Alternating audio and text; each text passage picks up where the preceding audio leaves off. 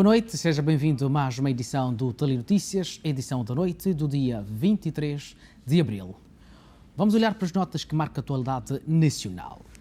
A elevada onda de roubos e assaltos na calada da noite no bairro de Costa do Sol, na cidade de Maputo, e preocupa residentes, e a falta de iluminação pública e vigilância é apontada como causa deste fenómeno. Por esta rua, segundo moradores, os criminosos andam à solta e aterrorizam os que por aqui passam na calada da noite. É assim, criminalidade sempre existe, desde há muito. Esse caminho aqui não tem segurança de noite. Na semana passada, houve uma moça que foi agredida às 20. Quando sorte dela, quando pediram socorro, apareceram pessoas que vieram e socorreram. As pessoas correram e entraram na mata. E fora daqui, da entrada, lá no canto também, para fazer depois, ao fim dessa ponte, dessa vala aqui. Tem uma moça também que foi agredida, eles cortaram essa parte aqui. Até agora, ela já virou deficiente, mas nesse caminho aqui.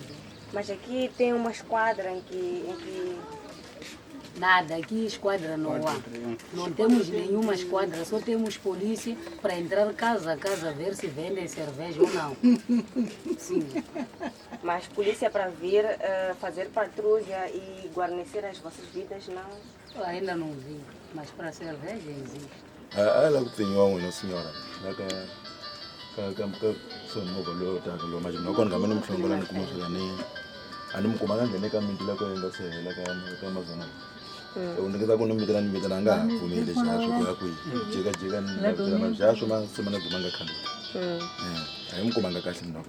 De acordo com esta moradora, o que impulsiona os bandidos a agirem por este local é a falta de iluminação e de limpeza nos terrenos vizinhos. Eu nunca sofri, mas ouço dizer que esta rua, por exemplo, tem tido criminalidade naquela hora das 18, 19. Tu já não pode circular à vontade. Eu nunca sofri, mas já ouvi falar isso. Então, não é bom, porque outras de nós saímos tarde. Eu, por exemplo, há dias que saio tarde. Então, tu para sair de lá, para a paragem, não é fácil. Então, eu acho que devia ter mais patrulha, por aí. Mas esta rua não é iluminada de noite? Não são todos os postos que têm iluminação. Por exemplo, o entorcamento ali onde tem aquele colmen. Mais para lá, acho que uns 3 ilumina, mas já dali para lá não há iluminação. E aqui também não são todos que acendem durante a noite. Isso é que ajuda? Ajuda, sim, ajuda. E a mata também. E como solução? Aqui o conselho que eu haveria de deixar ficar, se calhar, para o conselho municipal, verem sobre a gestão do capim. Por exemplo, aqui é fácil a pessoa estar ali, eu estar a passar e me interpelar. Porque a pessoa consegue esconder-se aqui. Então, fica difícil.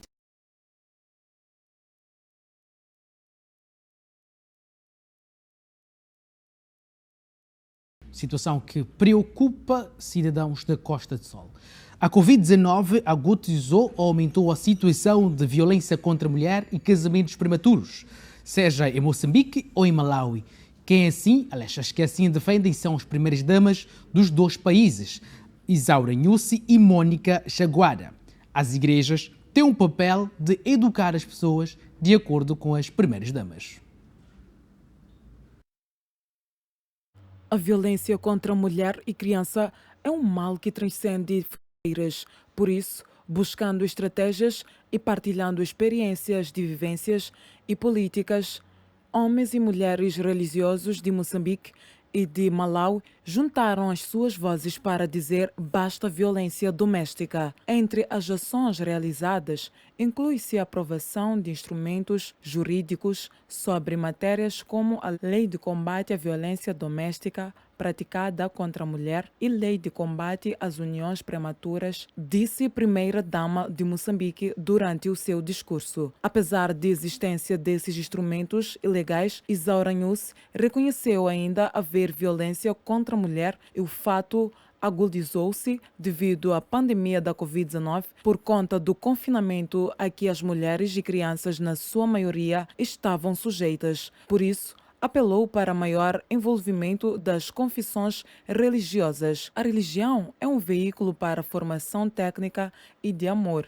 E neste aspecto, as confissões religiosas assumem um papel fundamental a este respeito. Queremos continuar a contar convosco nesta batalha, instou Isaura Nussi. Ainda na atualidade nacional, o Fórum da Associação de Moçambicanos com Deficiência exige que haja legislação que inclua pessoas deficientes em ciclos eleitorais.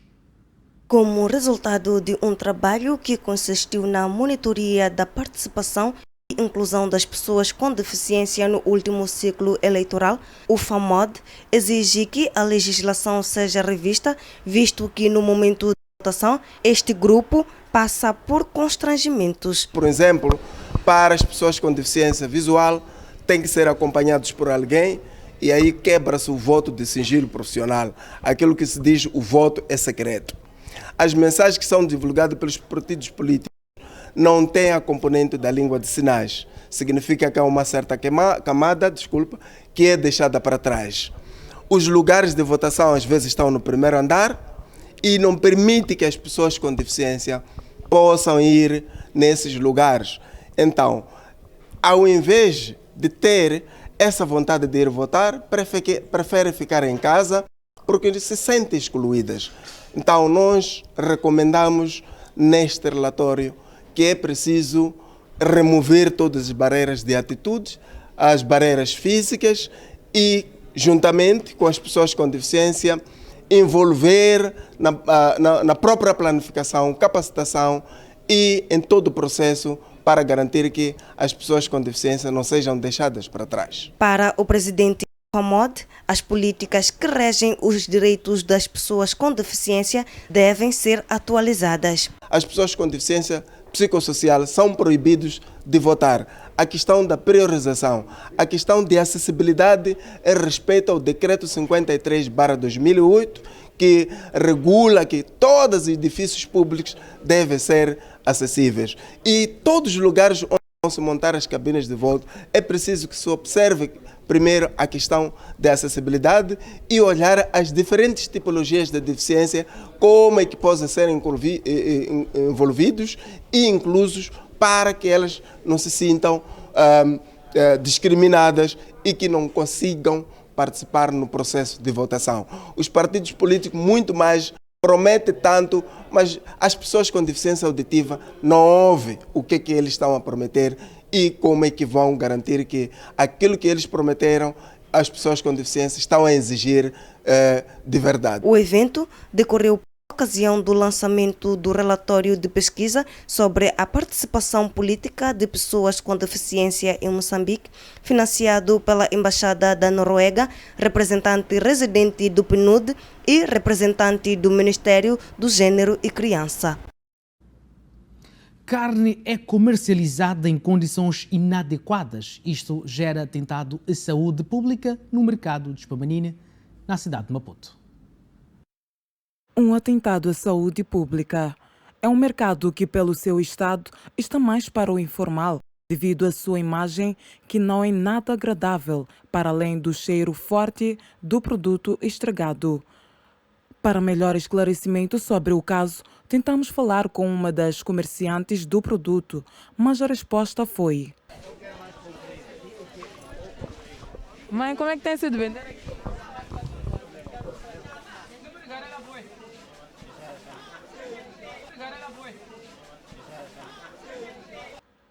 Pois é, um silêncio absoluto. Para outra vendedeira que a nossa equipe confrontou, está tudo bem e nada precisa ser resolvido. Não. Acha que tem algum problema a ser resolvido? Não. Ressalta-se que, na maioria dos mercados, segundo informações colhidas pela nossa equipe de reportagem, não se sabe onde a carne foi abatida e como ela é conservada até chegar ao comprador, para além dela ficar exposta em locais impróprios e próximos à imundície, o que concorre para a contaminação do produto. atentado à saúde pública no mercado de Chipamanine. Enquanto isso, o secretário executivo do Conselho Nacional de Combate ao HIV-Sida, Francisco Bofana, diz que a Covid-19 no país foi uma oportunidade em relação à resposta ao HIV-Sida, após um momento de desfalque de informação e também de aproximação a unidades sanitárias. Nós temos insistido em dizer que a pandemia da Covid, mais do que um desafio, foi uma oportunidade em relação à resposta ao HIV.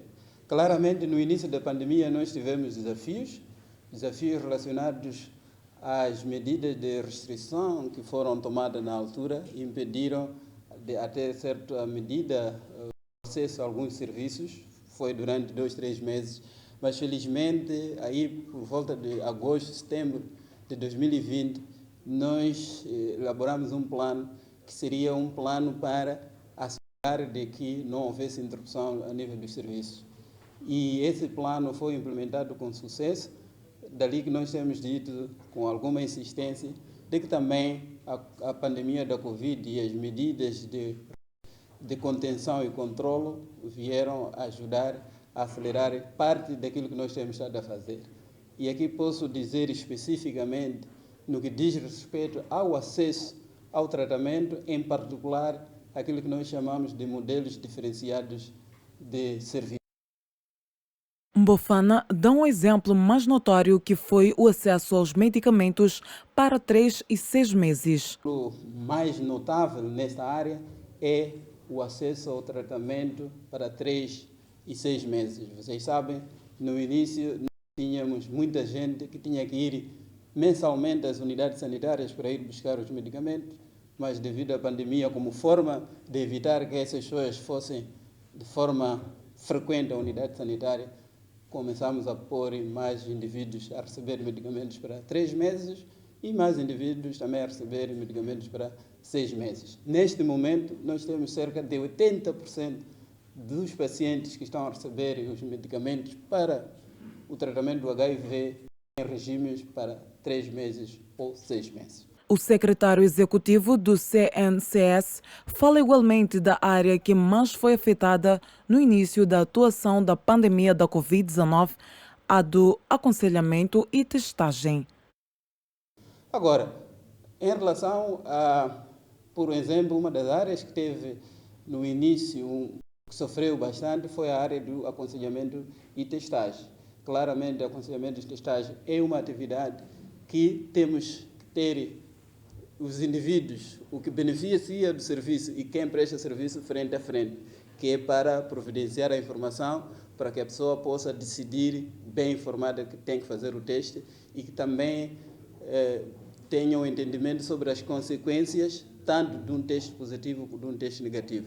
Tivemos algum problema nesse sentido, mas começamos a usar abordagens virtuais também para assegurar que pudéssemos informar as pessoas sobre como proceder. Então, tivemos esses desafios, mas valeria a pena aqui nos concentrarmos naquilo que foram algumas das vantagens e algumas das abordagens que ocorreram como consequência da pandemia do HIV, da pandemia da Covid-19.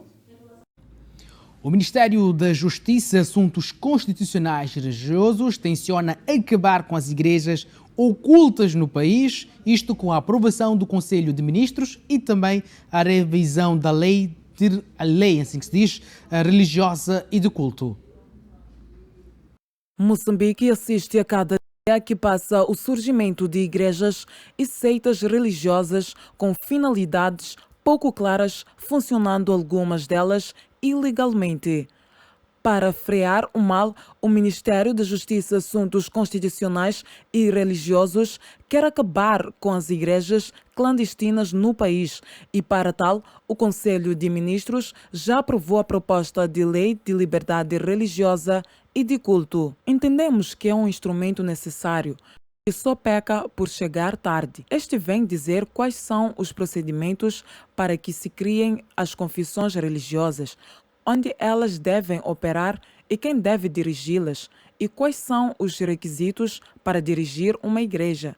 Então, a lei vem responder algumas destas questões, explicou Helena Kida, ministra da Justiça, Assuntos Constitucionais e Religiosos. Helena Kida disse ainda que existem confissões religiosas que apresentam dados falsos para confundir a justiça e agir contra a lei. Nos papéis vem tudo claro dizendo onde elas querem operar e onde terão a sua sede, mas depois nos apercebemos de que não estão a proceder no local previamente indicado. Então, essa lei vem, de certa forma, blindar a justiça desta fragilidade, que até dificulta o nosso papel. Nós, como governo, não determinamos como vão e o que vão orar. Temos sim o papel de ordenar, saber quem são, onde estão e o que é que estão a fazer, explicou. Kida garante que a proposta de lei de liberdade religiosa e de culto, ora aprovada, será submetida à Assembleia da República ainda na presente legislatura para apreciação. Vamos a uma pequena pausa, mas antes já a previsão de tempo para as próximas 24 horas. Não saia daí.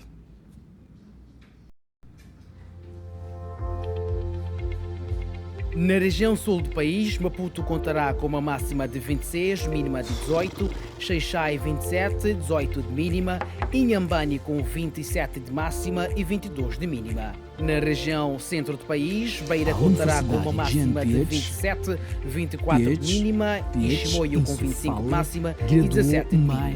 Tete, a cidade mais quente do país, contará com 32 de máxima e mínima de 23. Quilimane com 29 de máxima e mínima de 22. Na região norte do país, Nampula vai contar com 24 de máxima e 20 de mínima. Pemba vai contar com 29 de máxima e 24 de mínima. Lixinga será a cidade mais fresca com 24 de máxima e 15 de mínima. Estou com fome, pá.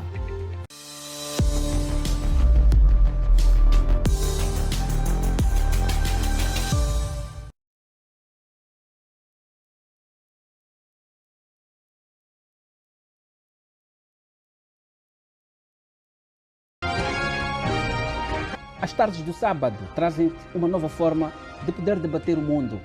O romantismo do Muro de Berlim é um símbolo mediático, mas business continua a acontecer, business sexual. Vamos tentar compreender o que se passa e quais são as soluções que podemos ter para aquilo que é o debate da pauta mediática internacional. Acho que ouviu o discurso de Mandela, né? Quando encontrou-se com americanos, disse, olha, a Rússia não é nosso inimigo, Cuba não é nosso inimigo. Olá, sou José Matamulana, assista aqui na FTV todos os sábados o debate internacional. Saudações, sou Gabriel Ngomani, assista todos os sábados ao debate internacional aqui na FTV. Todos os sábados aqui na FTV.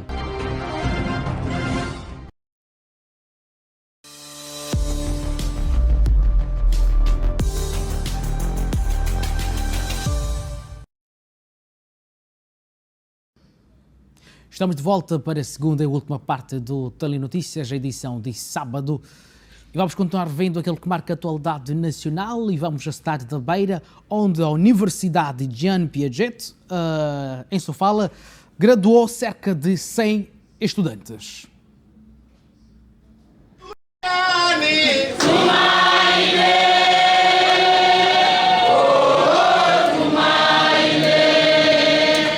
Trata-se de mais de 100 estudantes de diferentes cursos graduados pela Universidade Jean Piaget em Sofala, que são lançados no mundo do trabalho. Na ocasião, Marcelino Kumbana, o reitor daquela universidade, disse que os estudantes graduados consorciarão as suas habilidades com as mudanças climáticas, assim como a situação da Covid-19. Uma vez mais, nesta cerimônia de graduação, que significa o culminar de um processo assaz complexo, que devido às circunstâncias por todos nós conhecidas, não ocorreu nos últimos 2 anos, devido à questão pandêmica da Covid-19, que, embora controlada, ainda subsiste. Agradecemos, do mesmo modo, a sua entrega a causas acadêmicas numa cidade universitária que realmente precisa de dirigentes com sensibilidade para a área. a Covid-19 modificou completamente todos os aspectos do nosso modo de viver. E a universidade não passou incólume, tendo, evidentemente, numa primeira fase da pandemia, visto as suas fundações estremecidas. Várias medidas foram adotadas, nomeadamente as medidas sanitárias e pedagógicas. Serão graduados nessa cerimônia os estudantes dos cursos já mencionados, dos 3 ciclos de estudos, licenciatura, mestrado e doutoramento, correspondentes a 3 áreas de saber, nomeadamente engenharias, ciências sociais e saúde. A existência dos 3 ciclos fortifica a nossa missão da universidade. E nessa senda, ainda no presente ano, iniciaremos o doutoramento em engenharia civil, estando as formalidades, em boa parte, já cumpridas, numa altura em que a exigência por construções resilientes às alterações climáticas são cada vez mais prementes, sendo esta uma das respostas às preocupações do governo e dos executivos municipais. Por sua vez, Stella Pinto Novo Zeca, secretária de Estado em Sofala, para além de felicitar, reitera aos graduados a colocar em prática os conhecimentos e as competências adquiridos a quando da formação, consolidando assim a implementação dos conhecimentos existentes em benefício da sociedade. A sociedade espera de vós respostas para os problemas que enfrenta. Tem aqui curso ligado à construção e sabemos que já estão a trabalhar nos programas do governo de reconstrução. E esta reconstrução que hoje se espera é uma reconstrução resiliente, uma reconstrução que coloca as famílias que vão beneficiar-se dessas infraestruturas com um pouco mais de segurança para que possam resistir a outros efeitos das mudanças climáticas. Estes estudantes que aqui saem desta graduação possam olhar para estes novos desafios e possam usar os conhecimentos que aqui adquiriram para promover um reassentamento para o desenvolvimento cada vez mais acelerado. Cientes das dificuldades enfrentadas durante a formação, os estudantes graduados prometem servir à comunidade e contribuir no desenvolvimento do país. Podem esperar muito de mim e dos outros também que estiveram conosco, pois carregamos muita coisa para poder mostrar às pessoas, à comunidade, né? Pois temos uma carga mesmo muito forte, mas muito forte. Aprendemos muita coisa, foram 4 anos de aprendizado. Creio que todos nós conseguimos mesmo aprender tudo aquilo que os docentes, todos aqueles que fizeram parte de nós, que estiveram conosco, transmitiram para nós. Creio que todos os meus colegas e eu, né, carregamos e prometemos exercer tudo aquilo, fazer tudo aquilo que nos foi ensinado daqui para frente. Daqui para frente esperamos muita responsabilidade para o mercado, desenvolver todo o conhecimento que a gente adquiriu aqui na universidade e pôr em prática. Então saímos daqui satisfeitos que carregamos uma boa coisa para mostrar à sociedade e aos demais.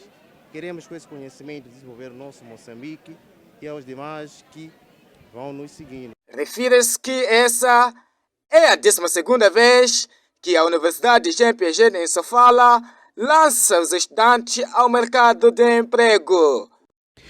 Os quenianos estão prestando homenagem ao falecido presidente Mwai Kibaki, que perdeu a vida aos 90 anos. Kibaki foi ontem levado ao cemitério, aliás, à agência funerária Lee Holmes House, sob uma forte contingência policial.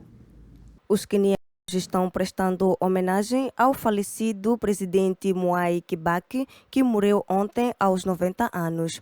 Entre os que falaram está Charity Nzilu, atual governadora do condado de Kitui, que atuou como ministra no governo de Kibaki. O falecido presidente Kibaki tirou este país de um terrível período econômico nos anos 90, garantindo que tivéssemos um estado econômico real, onde todos poderiam dizer: estamos orgulhosos de ser quenianos. Sua liderança falta. Vários quenianos de todas as esferas da vida se reuniram ao longo da estrada do lado de fora da funerária para dar uma olhada e prestar o seu último respeito a um homem que consideravam um grande líder. Chris Weza, um residente de Nairobi, elogiou Kibaki pelas reformas econômicas e estabilidade do país após a violência pós-eleitoral que se sobre o país em 2007 e 2008. O presidente Mwai Kibaki deixou a economia em um bom lugar. Eleitoral, as pessoas estavam morrendo e também muitas empresas faliram. Mas quando se encontraram com Raila Amolo Odinga, a economia se recuperou. À medida em que os planos funerários estão em andamento, mensagens de condolência do Quênia e além continuam a chegar ao país em homenagem ao falecido terceiro presidente da República do Quênia. Ainda na senda internacional, o exército francês acusa mercenários russos de enterrarem corpos no norte de Mali com o objetivo de acusar as tropas europeias de criar uma vala comum.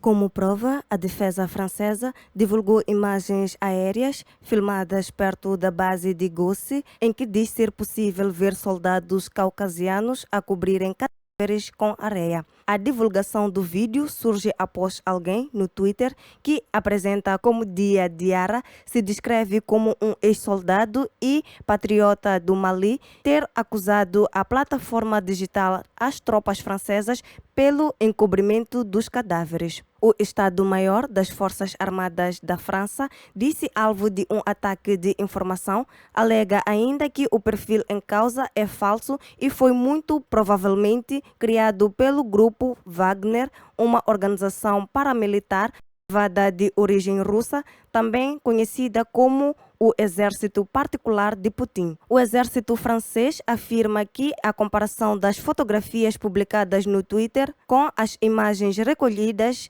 pelo drone especializado permite fazer uma ligação direta entre os mercenários do Wagner estão a fazer e o que é falsamente atribuído aos soldados franceses. O exército francês transferiu o controle da base de Gossi para os soldados malianos esta terça-feira. Paris decidiu em fevereiro retirar-se do Mali, deixando para trás uma deteriorada situação de segurança no país e um clima de tensão entre a França e a junta militar no poder, acusada pelo Ocidente de usar os serviços do grupo Wagner.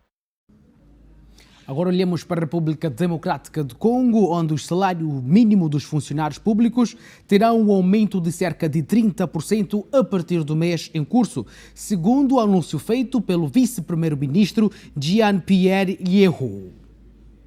O governo da RDC anunciou um aumento nos salários dos funcionários públicos e funcionários públicos de carreira a partir do mês de abril de 2022.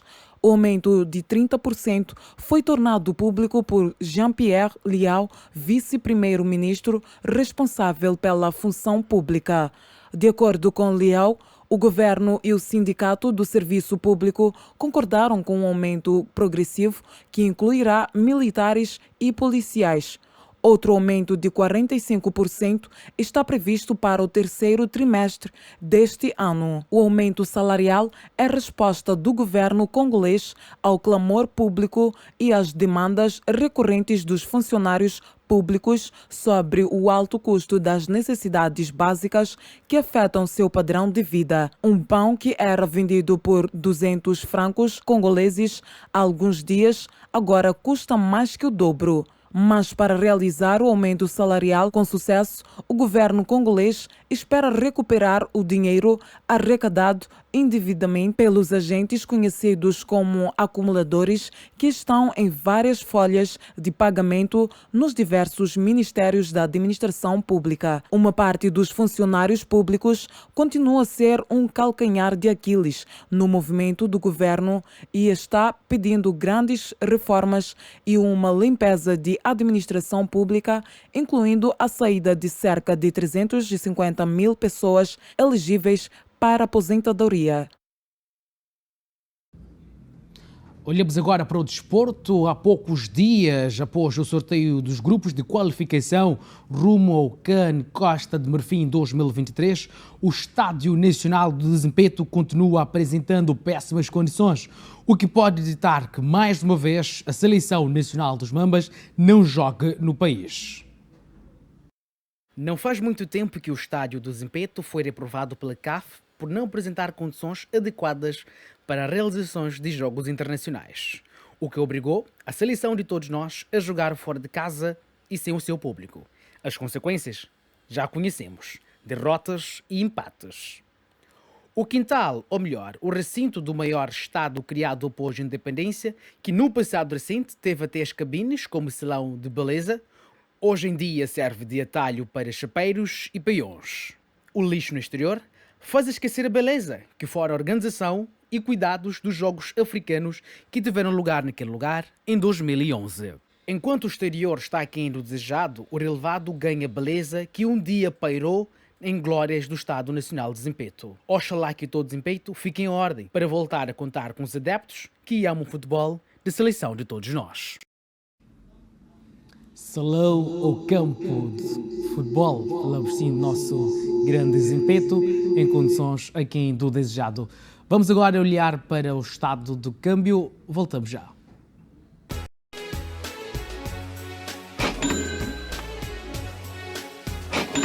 O dólar está à compra a 63 meticais e 20 centavos e a venda a 64 meticais e 46 centavos.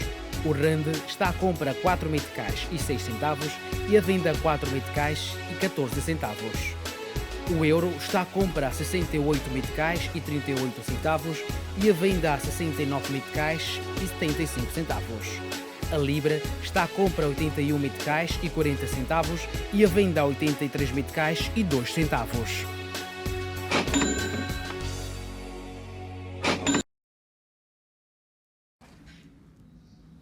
Moeda internacional a circular no nosso país e também a colocar um ponto final a esta edição do Telenotícias. Votos de uma noite abençoada. Vemo-nos amanhã exatamente às 19h30. Boa noite.